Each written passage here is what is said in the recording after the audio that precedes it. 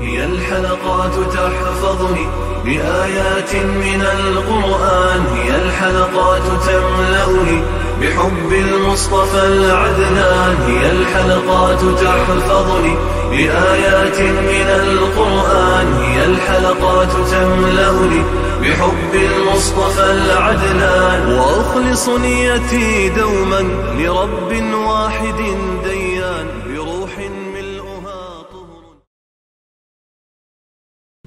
Sure Nur tefsiri 55. ayetten başlayıp okuyayım inşallah. Bismillah, elhamdülillah ve salatu ve selam ala Resulillah. Esselamu aleyküm ve rahmetullahi ve berekatuhu.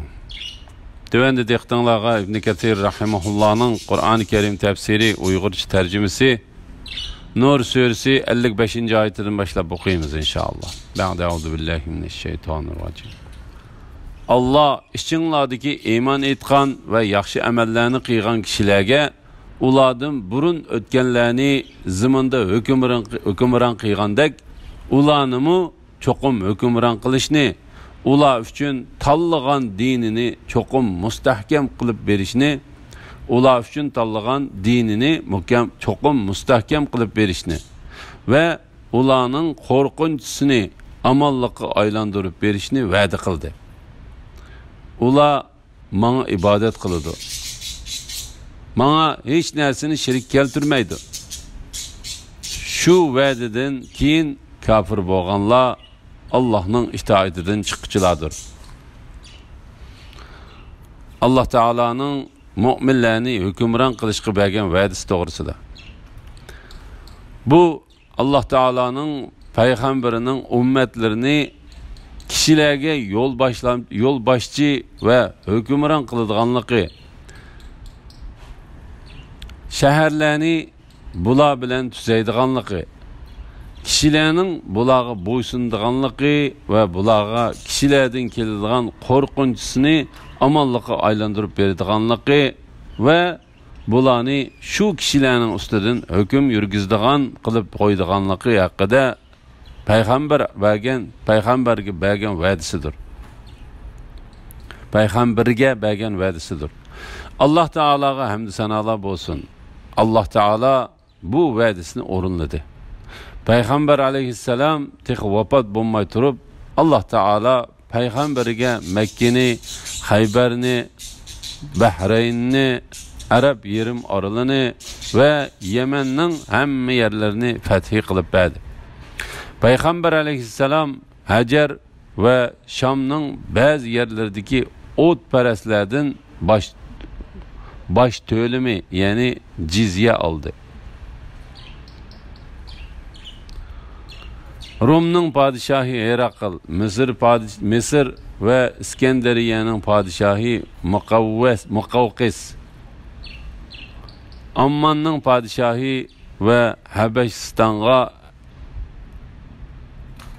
Ashemed'in keyin padişah bolğan Necaşi qatarlıqlar Peygamber aleyhisselam'a medhiyele evetti. Allah Teala Necaşi'ye rahmet kılsın ve ulug'lasin. Allah Teala Peygamberge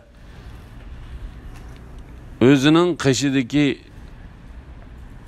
izzetni xalab, onu öz rahmetiga elib ketib Peygamber aleyhisselam'ını vafat taptırganda onun mesuliyetini onun halifesi Ebu Bekir Sıddık üstüge aldı. Ebu Bekir Peygamber aleyhisselam'ın vafatından keyin ayrılıp çıkıştan kelip çıkan çeçilangılıkni bir yerge yığdı. Arap yerim aralını müstahkemleştirdi ve Halid İbn Velid radıyallahu anhu'nun başçılıkındaki İslam koşunlarını Parislarning shahriga evetdi. Ular Parislarning shahridan bir qismini fathi qildi ve ulardan nurg'unlarni o'ldirdi. Abu Bakr, Abu Ubayda ve onun bilan birga bo'lgan qo'mondonlarning hamrohligida bir qism askarlarni Shamga evetdi ve bir qism askarlarni Amr ibn As radıyallahu anhu'nun başçılıkında Mısır'a evetti. Şam'a evetilgen askerler Ebu Bekir hayat vaxtıdılar Busra Damashq va bu ikki yerga qarashliq bo'lgan Huraning hammasini fath qildi. Alloh taolo Abu Bakrga o'zining qishidagi izzatni xolab, uni o'z rahmatiga elib Abu Bakrni vafot toptirganda Alloh taolo Abu Bakrning diliga Umar radhiyallohu anhuni xalif qilib qo'yishni selish bilan musulmonlarga cho'ng ne'mat ato qildi.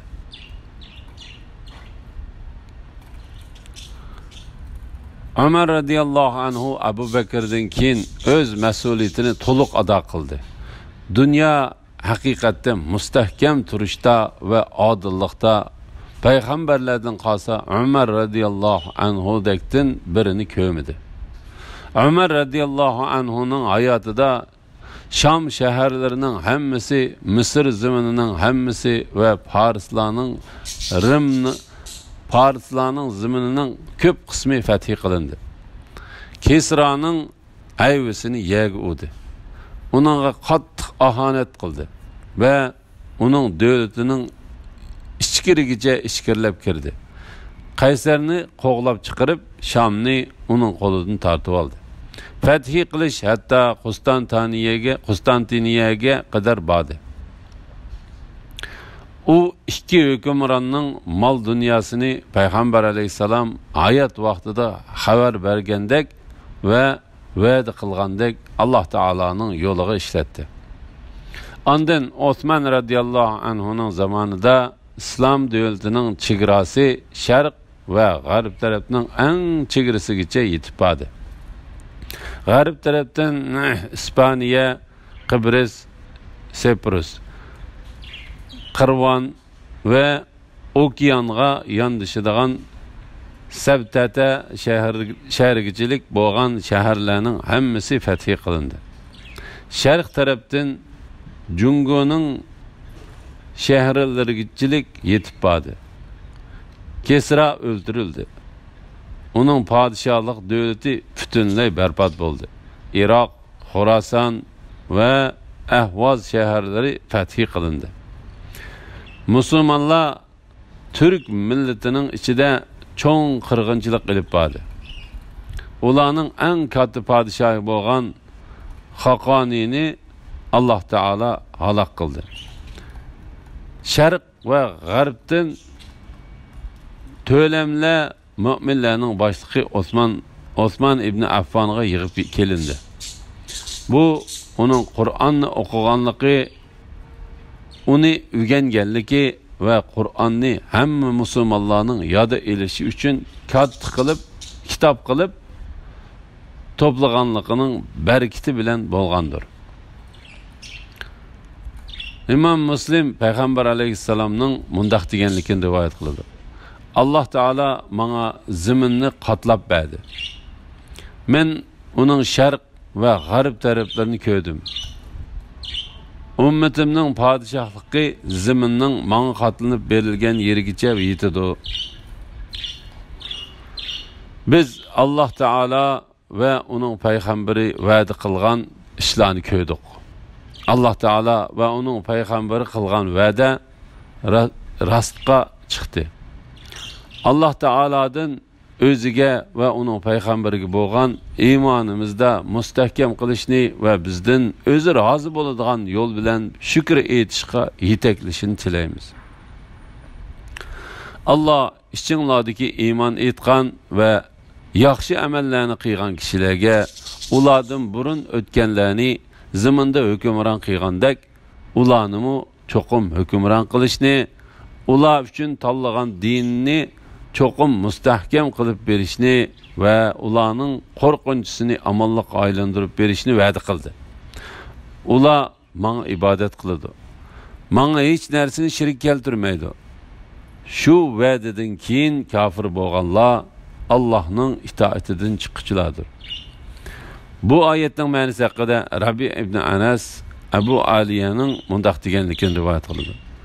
Payg'ambar alayhisalom va sahobalar Makkada 10 yilga yaqin Alloh taolo tarafga va shirk yo'q bir Allohga ibodat qilishga maxfiy chaqirdi. Ular davomli qo'rqinch ichida yashaydi. ular urush qilishqimi buyurilmagan edi. Keyin Madinaga hijrat qilishga buyurildi. Madinaga kelgandan keyin Alloh taolo ularni kofirlar bilan urush qilishga buyurdi. Ular Madinadami qo'rqinish ichida yashaydi. Ular hamisha qorallarini yonlarida ilib yuratdi. Bir mezgil ular shundoq yashadi. Sahobalardan biri: "Ey Allohning payg'ambari, biz mengu mushunda qo'rqinish ichida yashamdimiz. Bizga xotirjam va qurolsiz yashaydigan kun kelmamdi" dedi. Payg'ambar alayhisalom az bir vaqt o'tgandan keyin biringlar qo'lida temirning puchuqi yo'q holda bir to'p kishilarning ichidan tiklangan tizlarining ustiga qo'llarini qo'yib ozoda o'ltira oladigan zamon keldi dedi. Alloh taolo bu oyatni tushirdi. Ondan Alloh taolo payg'ambarini Arab yerim orolining ustidan g'alaba qildirdi. Shuning bilan ular xotirjamlikka erishdi va qorallarini tashladi. Ondan Alloh taolo payg'ambarini o'z rahmatiga elib ketdi. Ular yana Abu Bakr va Umar radhiyallohu anhumalarning zamanida ve Osman radıyallahu anhu'nun zamanida taki fitne yüz bergenge kadar xotirjam holda yaşadı. Ondan ularning ichiga qo'rqinish kirdi. Shuning bilan ular to'saqlarni, tekshiruvchilarni va omonlik saqlovchi xodimlarni, omonlik saqlovchi xodimlarni paydo qilib o'zgarish kirgizdi. Ve ularning holimi ham o'zgartildi. Bazı salaf olimlari Abu Bakr ve Umar radıyallahu anhumalarning hukm surgan vaqti Qur'onda ko'rsatilgandek haqdir deb yuqorqi oyatni o'qidi. Bara ibn Azib bu oyat biz qo'rqinish ichida yashagan vaqtimizda tushgan dedi. Alloh taolo bu vaqtda mundaq dedi: Yad etinglarki o'z vaqtida sizlar Makka zaminida oz sonliq bo'lib bo'za qilingan edinglar. Kishilar, ya'ni mushriklarning talon-taroj qilishidan qo'rqatdinglar. Shukr qilishinglar uchun Alloh sizlarni Madinada yerlashtirdi. Badr urushida o'z yordami bilan sizlarni kuchlantirdi. Sizlarga halol narsalarni, ya'ni g'animatlarni rizq qilib berdi. Allah ishinglardagi iymon etgan va yaxshi amallarni qilgan kishilarga ulardan burun o'tganlarni zaminda hukmron qilgandek ularni cho'qim hukmron qilishni va'da qildi. Alloh taolo ilgarikilarni hukmron qilganligi to'g'risida Musa alayhisalomning qavmiga degan so'zini bayon qilib mundaq dedi. Musa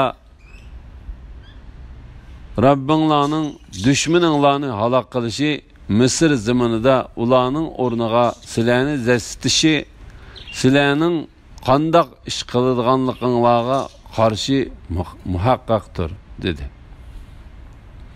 Biz Misr zaminida bo'zaq qilinganlarga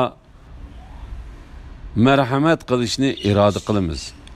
Ularni yo'lboshchilardan qilishni, ularni Fir'aun ve onun kavminin mülkiga varis qilishni iroda qilamiz.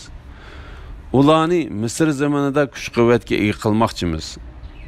Biz Fir'aunga, vaziri Hamonga ve ularning qo'shuniga ular, ya'ni bo'za qilinganlardan qo'rqadigan narsani, ya'ni Bani İsrailning Misrga hukmron qilish, Bani İsrailni Misrga hukmron qilishni ko'rsatamiz. Ular uchun tanlagan dinni cho'qim mustahkam qilib berishni va'da qildi. Bu vaqtda payg'ambar alayhisalom Adi ibn Hatem payg'ambar alayhisalomning qishig'iga elchi bo'lib kelganda uningga "Herini bilamsan?" dedi. Adi "Bilmayman, va lekin angladim" dedi. Peygamber aleyhisselam. Cinim qo'lida bo'lgan zat Allohning nomi bilan qasam qilamanki, Alloh taolo bu dinni shundoq pallaga yetkazdiki, hatto ayollar bir kishining hamrohliqsiz heridan chiqib Ka'bani tavob qilg'ili kelalaydi va sizlar sheksiz Kisra ibn Hormuzning boyliqlarini ochsizlar dedi. Men Kisra ibn Hormuzningmi dedim. Peygamber aleyhisselam, ha, Kisra ibn Hormuzning mal dünya shundoq berildiki, hatta uni birmi kishi qabul qilmaydi dedi. Adi ibn Hatem heridan ayol kishi bir kishining hamrohliqsiz chiqib Ka'bani tavob qilg'ili kelalaydigan ishmi bo'lib bo'ludi. Heridan ayol kishi bir kishining hamrohliqsiz chiqib Ka'bani tavob qilg'ili kelalaydigan ishmi bo'ldi. Men Kisra ibn Hormuzning boyliqlarini qo'lga olganlarning ichida bor edim. Jinim qo'lida bo'lgan zot Alloh taolaning nomi bilan qasam qilamanki, uchinchisimi sheksiz bo'ladi. Chunki uni Payg'ambar alayhisalom degan edi. Ular menga ibodat qiladi. Menga hech narsani shirk keltirmaydi.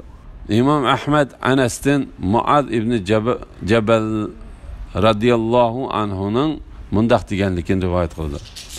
Men eshakka Payg'ambar alayhisalomning oqsig'i mingishib olgan edim. Men bilan Payg'ambar alayhisalomning orliqida faqat egarning orqasidagi yog'ichilar bor edi. Payg'ambar alayhisalom, ey Muad dedi. Men xo'sh, ey Allohning payg'ambari dedim. Payg'ambar alayhisalom bir oz mang'andan keyin, ey Muad ibn Jabal dedi. Men xo'sh, ey Allohning payg'ambari dedim. Payg'ambar alayhisalom biroz mang'andan keyin yana, ey Muad ibn Jabal dedi. Men xo'sh, ey Allohning payg'ambari dedim. Payg'ambar alayhisalom, Alloh taolaning bandalarining ustidagi haqqini bilamsan dedi. Men Alloh taolo va uning payg'ambari biladi dedim. Payg'ambar alayhisalom, shak shubhisizki Alloh taolaning bandalarining ustidagi haqqi ularning Alloh taologa hech narsani shirk keltirmay Alloh taologa ibodat qilishidir dedi. Payg'ambar alayhisalom bir oz mang'andan keyin, ey Muad ibn Jabal dedi. Men xo'sh, ey Allohning payg'ambari dedim. Payg'ambar alayhisalom mubada bendiler Allah Teala'ga şundak ibadet qilsa, bendilerinin Allah Teala'nın ustida qandaq haqqı bağlılığını bilemsen dedi. Men Allah Teala ve onun peygamberi bilidi dedim.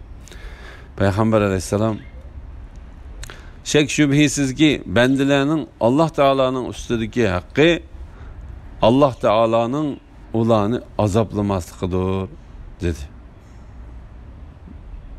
Bu hadisni İmam Bukhari ve Müslim rivayet qilgan. La ilahe illallah Muhammed Resul. Şu vədidən keyin kafir bolğanlar Allah'ın itaatidən çıxıcılardır. Yani kimi ki mana boysunuşdan çıxıb getsə, o Rabbinin buyruğundan çıxıb ketken boludu ve şunun bilen o yeterlik çoğ günah qılgan boludu. Sahabiler Allah Teala ulardan razı olsun. Kişilerinin içinde Allah Teala'nın buyruklarını can dili bilen orunlaydıganlar ve Allah Teala'ga bütünley boysunadiganlar boğaçqa Peygamber aleyhisselamdan keyin ularning diniga qilgan yardımı özleriga yarasha bo'lib Allah Teala'nın sözünü şerq ve g'arblarda üstün qildi. Allah Teala ulağımı çoğ yerden berdi. Şuna ular başka kişilerge ve başka şehirlerge hükümranlık kıldı. Ama ulardan keyingi kishilar Alloh taolaning ba'zi buyruqlarini o'rinlashda sal qaragan edi. Ularning g'alaba qilib chiqishlari o'zlariga yarasha bo'lib, burun qilaninkidan tuvanlab ketdi. Payg'ambar alayhissalomning ummatlarimning g'alaba qilishlari burunqidan tuvanlab ketgan bo'lsa-mu, bu hargiz yo'qolib ketadigan darajaga tushib qolmaydi. Bu vaqtda İmam Buxoriy va Muslim radhiyallohu anhu va Muslim Payg'ambar sallallohu alayhi va sallamning mundaq deganligini rivoyat qiladi. Ummatimdan bir turkum kishilar haq ustida bo'ladi. Ularni yordamsiz qo'yganlar va ularga qarshi turganlar toki qiyomat kunigacha ularga ziyon yetkazolmaydi.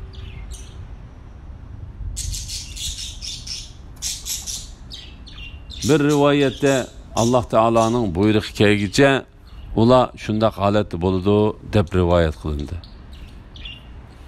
Bir rivoyatda hatta ular Dajjal bilan urush qilguncha deb rivoyat qilindi. Yana bir rivoyatda hatta Maryamning o'g'li Ayso tushguncha ular g'olib holatda bo'ladi deb rivoyat qilindi.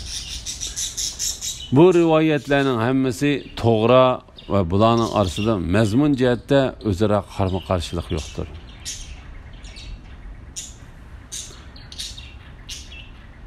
Allah'ın rahmetiga erishishinglar uchun namoz o'qinglar, zakot beringlar, payg'ambarga itoat qilinglar.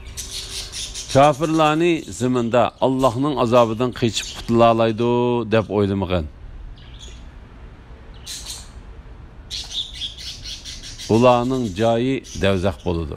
Davzax nima degan yomon joy? Namoz o'qishga, zakot berishga va Alloh taologa bo'ysunishga buyurish. Kafirlarning ojizligini bayon qilish va ularning oxirgi joyi to'g'risida. Alloh taolo mu'minlarga rahmat qilish uchun ularni bu oyatda shirk yo'q bir Alloh taologa ibodat qilishdan iborat bo'lgan namozni ado qilishga, ojiz va faqirlarga yordam qilish maqsad qilingan zakotni berishga ve muşu işlarda Peygamber aleyhisselamның göstüp berginini Peygamber aleyhisselamның göstüp berginini kılışqa ve tosqınıdan yenişqa buyurdu. Kimiki muşu işlarını qıysa Allah Teala onun şeksiz yardım kılıdı. Allah Teala bu vaqtda mundaq dedi. Mu'min erler, mu'min ayollar bir-biri bilan dostdur. Ular kishilarni yaxshi ishlarni qilishga buyuradi, yomon ishlardan to'sidi. Namozni to'liq ado qiladi, zakot beradi. Allohga va Allohning payg'ambariga itoat qiladi. Ayni shularga Alloh rahim qiladi. Kafirlarni zaminda Allohning azobidan qechib qutula oladi deb o'ylamagan. Ya'ni ey Muhammed sallallahu aleyhi ve sellem, sen sana karşılık gösterken ve seni inkar qilganlarni ular Allah Teala'ni aciz haletga keltiraydi deb gumon qilmagan. Ular Allah Teala'ni hergizmi aciz haletga keltirolmaydi. Allah Teala ularga xolig'ini qilishga qodirdir. Allah Teala ularni shuningga asosan eng qattiq azob bilan azoblaydi. Shunga Alloh taolo mundaq dedi. Ularning joyi davzax bo'ladi. Davzax nima degan yomon joy? Ya'ni kofirlarning joyi nima degan yomon joy? Va o'rni nima degan yomon o'rin? Alhamdulillah, Alloh shukrlar bo'lsin. Yuqorida Sura Nur tafsiridan 57. oyatgacha angladinglar. Oxirini keyin qitimliq o'qishimiz davomlashtiramiz inshaalloh. Va sallallohu ala Muhammad va ala alihi va sahbihi va sallam. Assalomu alaykum va rahmatullohi va barakatuh.